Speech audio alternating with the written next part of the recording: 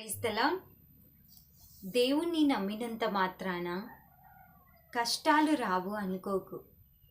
అయితే ఆ కష్టాలలో నువ్వు కూలబడిపోతున్నావా లేక ఎదురాడి నిలబడుతున్నావా అనేది చూసుకో.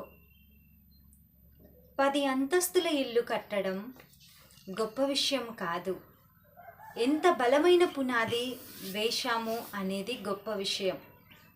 అలాంటప్పుడు ఎన్ని వరదలు ఎన్ని తుఫానులు వచ్చినా దేనికి భయపడం. మరి నీ జీవితంలో ఎదురయ్యే ప్రతి సమస్యలకు కూలిపోతున్నావా? నువ్వు దేని మీద కట్టబడ్డావో ఒకసారి చూసుకో.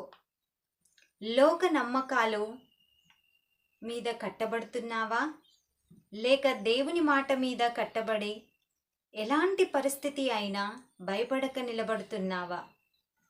ఆమేన్.